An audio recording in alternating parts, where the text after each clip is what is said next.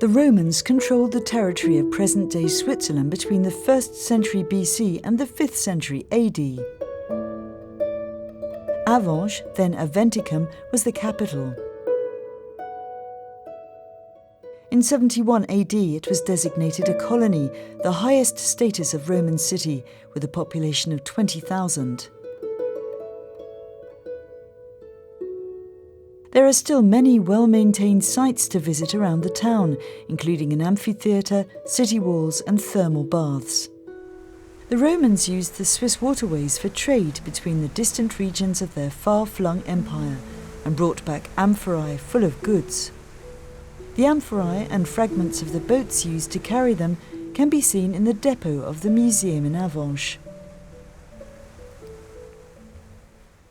This is an amphora for wine from Gaul, but we also have amphorae from Spain, Italy, Greece, and even North Africa, where they were used mainly for transporting dates.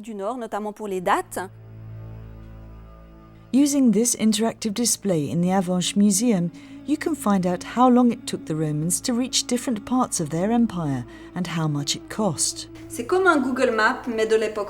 It's a bit like a Google map for the Roman period. You can choose your route and find out how long you needed to get from one place to the other in the Roman Empire.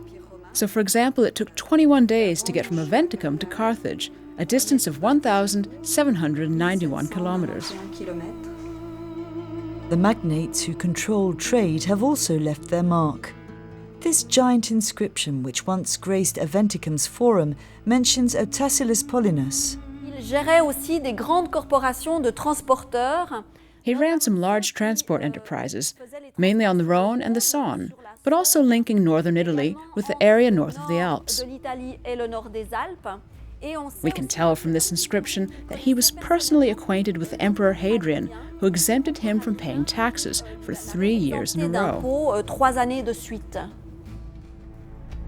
Not far away in the Vallon Museum, there's a special exhibition showing the many artifacts found along the river and lake banks.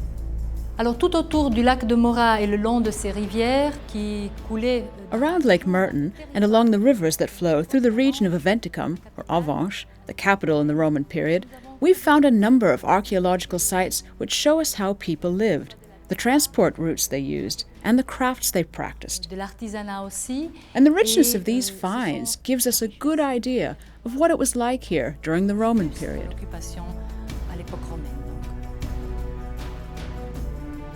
The Romans might have drummed up the business, but the boat industry was controlled by the locals, the Gauls. They had their own way of doing things, as we can see here with this small trading craft. These boats have nothing in common with Roman shipbuilding techniques. Alors nous avons ici, au fond, here we see they used the old tradition of caulking, driving material into the seams between planks to seal them. Wooden strips were laid on top and fixed by nails during the Roman period. This huge vessel on display in Neuchâtel would have been used to transport stones across the lake to build baths, temples and palaces such as this one in Colombier. The northern shores of Lake Neuchâtel and Biel were densely populated at the time. There was some kind of Roman settlement every 3 to 4 kilometers. There were roads, ports, and an agricultural land registry. And the reason why it was so heavily populated was that it was easy to get to the capital and all the towns in the Swiss plateau area, thanks to the lakes and rivers. From the air you can see the remains of Roman villas dotted all over the countryside, but hidden beneath farmland. Many of them have rich mosaics, like these in Vallon, which tell stories of animal hunts and gladiator fights. The Romans have left an indelible mark here, and there are many treasures still to be found.